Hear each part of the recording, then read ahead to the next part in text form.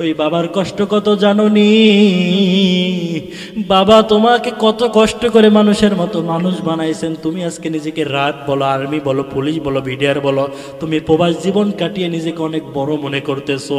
আজকে যে তুমি কোটিপতি লাখপতি হয়েছো, ওর পিছনে অবদান কিন্তু তোমার বাবার আর তোমার মায়ের।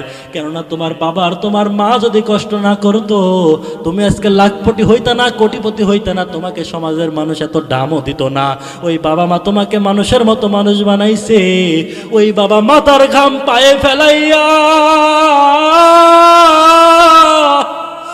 তোমার জন্য সুন্দর সুন্দর জামা কিনে দিয়েছে, তোমাকে লেখাপড়া করাইছে, তোমাকে মানুষের মতো মানুষ বানাইছে। ও বোন, ওই বাবার কত কষ্ট তুমি জানোনি? ঈদের দিন কত বাবা নিজে ভালো কাপড় পরে না, সন্তানের জন্য ঈদের আগে সন্তানের মা ডাক দেয়া বলে, সন্তানের বাবা ঈদ সামনে চলে এসেছে, সন্তানের জন্য ভালো ভালো পোশাকের তো দরকার, সন্তানের ভালো ভালো পোশাকের দরকার, কিন্তু টাকা পয়সা কম, কই থেকে পোশাক দিবেন? ওই সময় বাবা কি বলে জানোনি?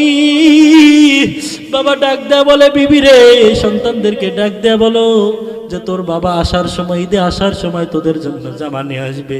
তোমার বাবা রিক্সা ভ্যান চালাইয়া অল্প অল্প করে কিছু টাকা জমাইয়া ঈদের দিন নিজে ভালো জামা পরে না, তোমাদের জন্য নতুন নতুন জামা নিয়ে এসে দিয়েছে। তোমরা ঈদের আনন্দ করেছো, ওই নতুন জামা পরে ঈদের আনন্দ করেছো, কিন্তু একটাবারও তাকে দেখেছো কি ওই বাবা ওই পুরান কাপড় পরে ঈদের নামাজ দায়ী করেছে? ওই মা ওই পুরান কাপড়ে ঈদের আনন্দ করেছে? যেই বাবা তোমাকে এত কষ্ট করে মানুষের মতো মানুষ বানাইলো, আজকে তুমি সমাজের মধ্যে সুনামধন্য একজন ব্যক্তি হয়েছো, এর পিছনে অবদান তোমার বাবা আর তোমার মায়ের। যেই মা নিজে ভালো মন্দ না খাইয়া তোমাদের আমাদের মুখে ভালো ভালো খাবার উঠায় দিয়েছে। আল্লাহ রসুল বলেন, রিদার রব্বি ফি রিদাল ওয়ালিদ ওয়া সাখাতুর রব্বি ফি সাখাতিল ওয়ালিদ। পিতা মাতা যদি কোনো সন্তানের উপর সন্তুষ্টি থাকে, তাহলে আল্লাহ পাক রব্বুল আলামিন ওই সন্তানের উপর সন্তুষ্টি থাকে, বলেন সুবহানাল্লাহ। আর যদি কোনো পিতা মাতা কোনো সন্তানের উপর নারাজ থাকে, আল্লাহ পাক রব্বুল আলামিন ওই আরশ থেকে ওই সন্তানের প্রতি নারাজ হয়ে যায়। আল্লাহ পাক রব্বুল আলামিন পিতা মাতার এত সম্মান দিয়েছেন, পিতা মাতার এত দাম রব্বে কারিম দিয়েছেন। আল্লাহ পাক রব্বুল আলামিন তার ইবাদতের পর রব্বে কারিম কোরআনুল কারিমের মধ্যে ডাক দেয়া বলেন, আমার ইবাদতের পর তোমরা তোমার পিতা মাতার খেদমত করবা। আল্লাহ পাক রব্বুল আলামিন পিতা মাতাকে এত বেশি মর্যাদা, এত বেশি দাম দিয়েছেন। একজন সাহাবী আল্লাহর রাসূলকে গিয়ে ডাক দেয়া বললেন, ইয়া রাসূলুল্লাহ, ইয়া হাবিবাল্লাহ, আমার বাবা এবং মায়ের মধ্যে থেকে কার সেবা বা কার কদর সব থেকে বেশি করব? আল্লাহ রাসূল ডাক দেয়া বললেন, তোমার মা। সাহাবী আবার জিজ্ঞাসা করলেন, ইয়া রাসূলুল্লাহ, তারপরে কে? রাসূল আবার ডাক দেয়া বললেন, তোমার মা। তৃতীয়বার আবার জিজ্ঞাসা করলেন, ইয়া রাসূলুল্লাহ, ইয়া হাবিবাল্লাহ, এরপরে কার? আল্লাহ রাসূল আবার বললেন, তোমার মা। তিনবার বলার পর সাহাবী আবার জিজ্ঞাসা করলেন, ইয়া রাসূলুল্লাহ, ইয়া হাবিবাল্লাহ, তারপর কে? রাসূল এবার ডাক দেয়া বললেন, তোমার বাবা। তার মানে হাদিসের মধ্যে এসেছে, মায়ের সম্মান সব থেকে বেশি আল্লাহ পাক রব্বুল আলামিন দিয়েছেন। কেনই বা দিবেন না? কারণ এই মা সন্তানের জন্য এত বেশি কষ্ট করে, এত বেশি কষ্ট করে। বাবা এত বেশি কষ্ট সন্তানের জন্য করেন না যত বেশি কষ্ট করে ওই জনম দুঃখিনী মা। কারণ একটা সন্তান যখন দুনিয়াতে আসবে, দুনিয়াতে শুধু আসবে তাই নয়, মায়ের গর্ভে যখন সন্তান আসে, মায়ের গর্ভে আসার পর 10 মাস 10 দিন ওই মা গর্ভে ধারণ করে রাখে। মা ঠিক মতো রাত্রেবেলায় ঘুমাইতে পারে না, ভালো ভালো খাবারগুলো খাইতে পারে না, বমি হয়, পেটে ব্যথা করে। ওই জনম দুঃখিনী মা একটা বারের জন্য সন্তানের প্রতি বদদুয়া করেন না, একটা বারের জন্য রাগ করে না। রাত্রে বেলায় ভালোভাবে ঘুমাইতে পারে না। রাত্রে বেলায় আমি আপনি যখন ওই মায়ের গর্ভে ছিলাম, মাকে যখন পেটের মাঝখান থেকে লাথি দিতাম, ওই জনম দুঃখিনী মা শীতের রাত গভীর রাত্রে ঘুমাইতে পারতো না। মা সারা রাত্রি নির্ঘুম কাটাইতো, 10 মাস 10 দিন এভাবে কাটাইতে কাটাইতে যখন ডেলিভারির সময় চলে আসতো, গভীর রাত্রে ওই জনম দুঃখিনী মা স্বামীর কাছে গিয়ে, পায়ের কাছে গিয়ে পা দুইটা জড়ায়া ধরে কান্না করে ডাক দেয়া বলে, স্বামীরে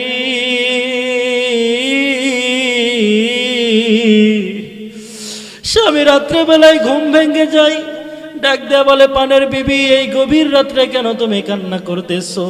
বিবি ডাক দেয়া বলে, স্বামী রে আগামীকাল আমাকে তো তুমি ডেলিভারির জন্য হাসপাতালে নিয়ে যাবা। কত মহিলা তো ওই ডেলিভারি করতে গিয়ে, সন্তান প্রসব করতে গিয়ে ওই জায়গাতেই মারা যায়। জানি না আমারও সময় শেষ হয়ে যায় কি না, আবার তোমার কাছে ফিরে আসতে পারবো কি না। স্বামী রে আমাকে তুমি মাফ করে দিও। স্বামী স্ত্রীকে জড়ায়া ধরে ডাক দেয়া বলে, বিবি রে ও পানের বিবি, তোমার কিছু হবে না, আল্লাহর কাছে দোয়া করি তোমার কিছুই হবে না। গভীর রাত্রে এরকম ভাবে যাওয়ার পর যখন ডেলিভারির সময় চলে আসে, বিজ্ঞান বলেন একটা মানুষ 48 ডিগ্রি ইউনিট কষ্ট সহ্য করতে পারে, ব্যথা সহ্য করতে পারে। কিন্তু যখন আমি আপনি ওই মায়ের গর্ভ থেকে ডেলিভারি হয়েছি, একটা মহিলা 56 ডিগ্রি ইউনিট কষ্ট, তাকে ব্যথা সহ্য করতে পারে। যখন আমি আপনি দুনিয়াতে এসেছি, ওই মা জনম দুঃখিনী মা অজ্ঞান হয়ে বেডে পড়ে আছে। মায়ের যখন জ্ঞান ফিরে যায়, মায়ের জ্ঞান ফেরার পর কাউকে খোঁজে না, কাউকে দেখে না। জ্ঞান ফেরার পর ডাক দেয়া বলে, আমার সন্তান কই? কলিজার টুকরা সন্তানের মুখটা দেখার পর মায়ের 10 মাস 10 দিনের কষ্ট সঙ্গে সঙ্গে ভুলে যায়। ওই জনম দুঃখিনী মা শুধু 10 মাস 10 দিন কষ্ট করেছে তাই নয়, যখন আমি আপনি দুনিয়াতে এসেছি মায়ের দুধ পান করেছি, 2.5 বছর মায়ের দুধ পান করেছি। যখন আমি আপনি রাত্রে বেলায় ঘুমাই যাইতাম, মা ডান পাশে রেখে, যখন আমাকে আপনাকে ডান পাশে রেখে যখন ঘুমায় যেত, ডান পাশে প্রসাব করে দিলে বাম পাশে নিয়ে যেত, বাম পাশে প্রসাব করে দিলে আবার বুকের উপর রাখতো। কত কষ্ট করে সন্তানকে ওই ছোট থেকে মা কত কষ্ট করে কত রাত না ঘুমাইয়া বড় করেছি।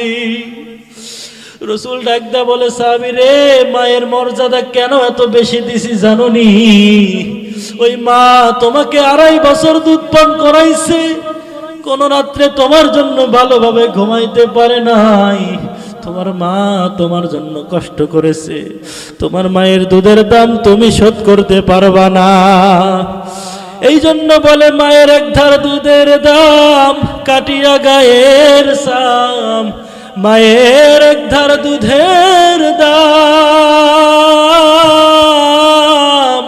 কাটিয়া গায়ের সাম, পাপোশ বানাইয়া দিলেও ওই ঋণ শোধ হবে না। এমন দরদি ভাবে কেউ হবে না, এমন দরদি ভাবে কেউ হবে না আমার মা।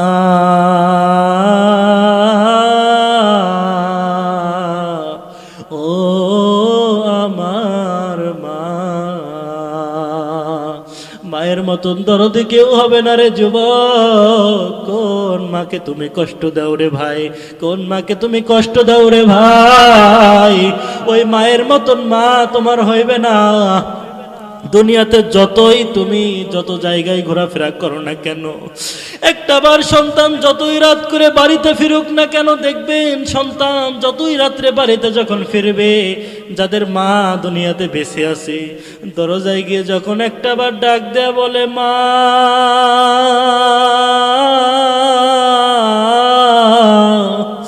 একটাবার মাকে মা বলে ডাক দেওয়ার সঙ্গে সঙ্গে মা দরজা খুলে দেয়। যাদের মা নাই সেই জানে মা হারার কি ব্যথা।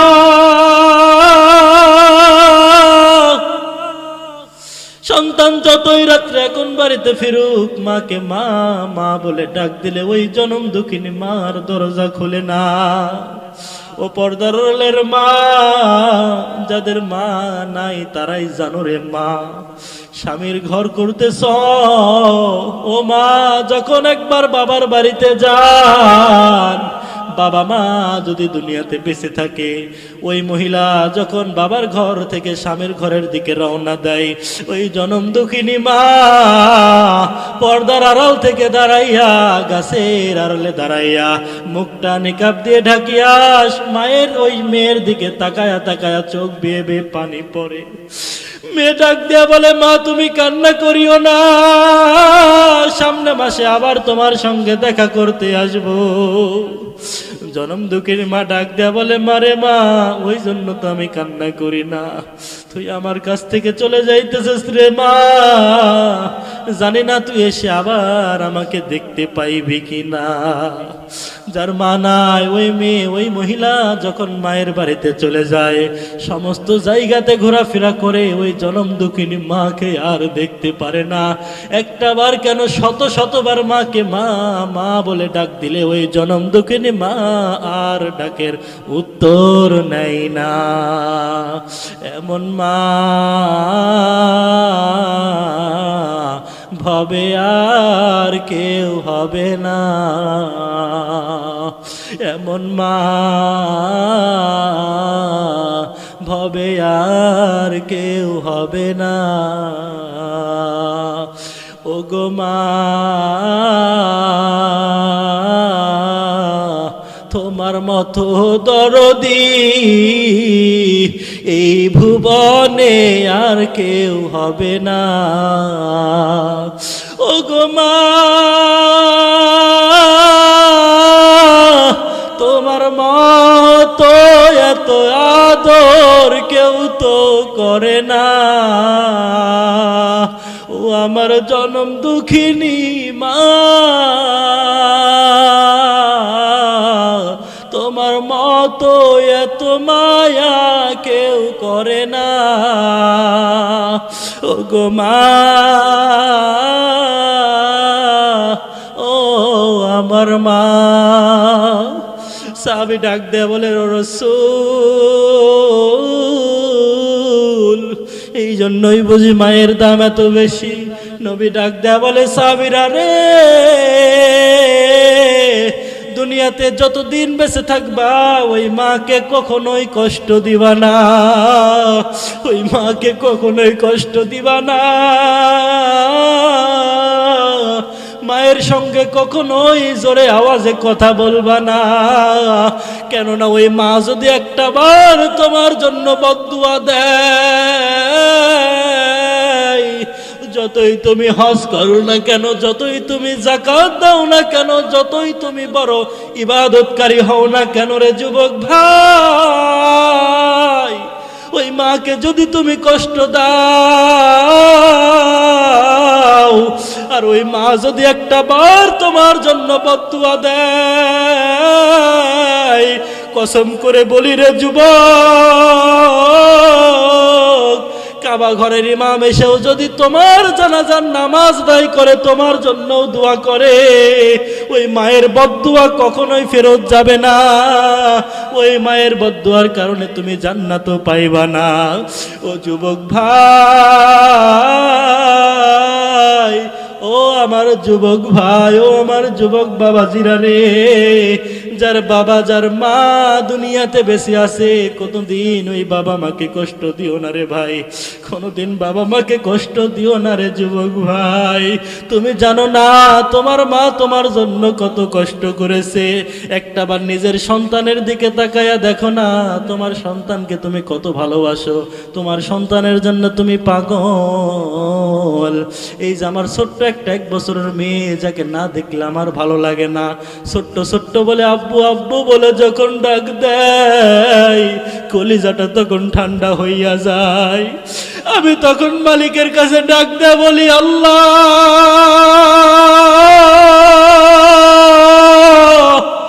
আমার ছোট্ট 1 বছরের মেয়ে আমাকে আব্বু আব্বু বলে ডাক দিলে আমার যত ভালো লাগে, কলিজাটা যত ঠান্ডা হইয়া যায়, জানি না আমার বাবা মাকে একটাবার বাবা বলে ডাক দিলে, একটাবার মা বলে ডাক দিলে তাদের কলিজাটাও তেমন ঠান্ডা হইয়া যায়।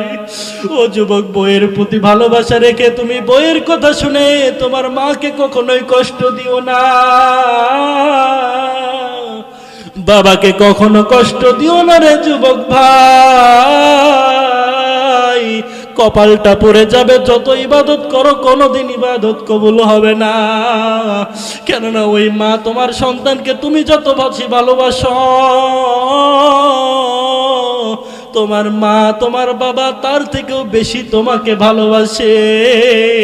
ওই বাবা মার মতো আপন দুনিয়াতে তোমার কেউ হবে না। দেখবেন দুনিয়াতে সন্তান যতই বিপদে পড়ুক, বাবা মা যদি গরিব হয়, নিজের রক্ত বিক্রি করে দিয়ে সন্তান যদি বিপদে পড়ে নিজের কিডনি বিক্রি করবে, চোখ বিক্রি করবে, তারপরে ওই সন্তানকে কখনো অবহেলা করবে না। ও যুবক, তুই কোন বাবাকে কষ্ট দিস রে যুবক ভাই? কোন মাকে তুই কষ্ট দিস বল? ওই বাবা মাকে দুনিয়াতে যদি বেঁচে থাকে তোর বাবা মা, কোনোদিন কষ্ট দিস না রে ভাই। যদি বলিস হুজুর পা দুইটা দাগা দিয়ে রে ভাই, তোর পা ধরে আমি বলি কখনো বাবা মাকে কষ্ট দিস না। ও বোন, কখনো বাবা মাকে কষ্ট দিও না রে বোন। বাবা মার সঙ্গে সব সময় সুন্দর আচরণ করবা, কারণ ওই বাবা মাই তোমার জন্য জান্নাত, ওই বাবা মাই তোমার জন্য জাহান্নাম। তোমার বাবা যদি তোমার জন্য দোয়া করে, তোমার মা যদি তোমার জন্য দোয়া করে, ওই দোয়া আল্লাহ পাক কোনোদিন ফেরত দেবে না। পড়েন না সুবহানাল্লাহ। এমন দরদি বাবা আর মা দুনিয়াতে আর কেউ হবে না। এই জন্য আল্লাহর রাসূল বলেন, যদি দুনিয়াতে বাবা আর মা বেঁচে থাকে,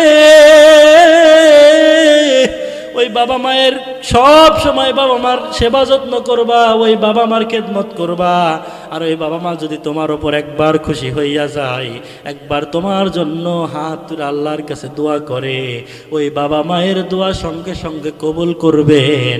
এবং আল্লাহর রাসূল বলেন, আল জান্নাতু তাহতা কদামিল উম্মাহাত, তোমার মায়ের পায়ের নিচে জান্নাত যিনি রেখে দিয়েছেন তিনি কে? একটা আওয়াজ করে বলুন না, তিনি কে? আল্লাহ পাক রব্বুল আলামিন মায়ের পায়ের নিচে জান্নাত রেখে দিয়েছে। এর অর্থ হলো বাবা মায়ের সেবা যত্ন করতে হবে। কেননা এই বাবা মা তোমার জন্য এত বেশি কষ্ট করেন, এত বেশি কষ্ট করেন। ওই বাবার কষ্ট কত জানোনি? বাবা তোমাকে কত কষ্ট করে মানুষের মতো মানুষ বানাইছেন। তুমি আজকে নিজে আর্মি বলো, পুলিশ বলো, বিডিআর বলো, তুমি প্রবাস জীবন কাটিয়ে নিজেকে অনেক বড় মনে করতেছো। আজকে যে তুমি কোটিপতি লাখপতি হয়েছো, ওর পিছনে অবদান কিন্তু তোমার বাবার আর তোমার মায়ের। কেননা তোমার বাবা আর তোমার মা যদি কষ্ট না করতো, তুমি আজকে লাখপতি হইতা না, কোটিপতি হইতা না, তোমাকে সমাজের মানুষ এত দামও দিত না। ওই বাবা মা তোমাকে মানুষের মতো মানুষ বানাইছে। ওই বাবা মাথার ঘাম পায়ে ফেলাইয়া তোমার জন্য সুন্দর সুন্দর জামা কিনে দিয়েছে, তোমাকে লেখাপড়া করাইছে, তোমাকে মানুষের মতো মানুষ বানাইছে। ও বোন, ওই বাবার কত কষ্ট তুমি জানোনি? ঈদের দিন কত বাবা নিজে ভালো কাপড় পরে না, সন্তানের জন্য ঈদের আগে সন্তানের মা ডাক দেয়া বলে, সন্তানের বাবা ঈদ সামনে চলে এসেছে, সন্তানের জন্য ভালো ভালো পোশাকের তো দরকার, সন্তানের ভালো ভালো পোশাকের দরকার, কিন্তু টাকা পয়সা কম, কই থেকে পোশাক দিবেন? ওই সময় বাবা কি বলে জানোনি?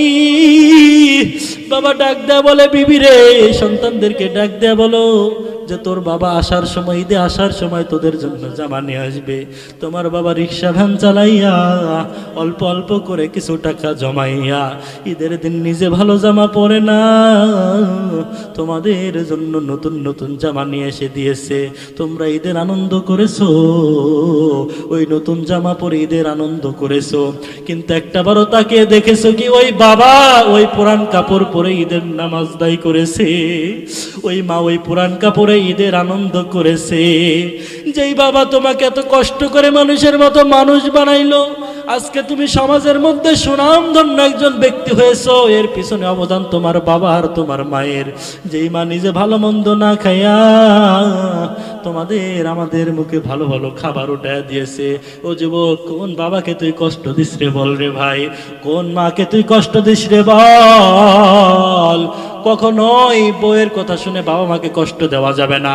আবার বলতেছি না যে বাবা মায়ের কথা শুনে বউকে কষ্ট দিতে হবে, উভয়কে উভয়ের জায়গায় ঠিক রাখতে হবে। বউয়ের ভালোবাসা বউয়ের কাছে থাকবে, বাবা মার ভালোবাসা বাবার কাছে থাকবে। বাবা মার কথা শুনে বউকেও কষ্ট দেওয়া যাবে না, আবার বউয়ের কথা শুনে বাবা মাকেও কষ্ট দেওয়া যাবে না। উভয়কে উভয়ের জায়গায় ঠিক রাখতে হবে। আল্লাহর রাসূল বলেন, সব থেকে বড় কবিরা গুনাহ হলো পিতা মাতার অবাধ্য হওয়া, পিতা মাতার কথা না শোনা, পিতা মাতাকে কষ্ট দেওয়া। কেননা পিতা মাতা যদি তোমার জন্য দোয়া করে, এই দোয়া আল্লাহ কবুল করবে, বদদোয়া করলেও বদদোয়া কবুল করবে।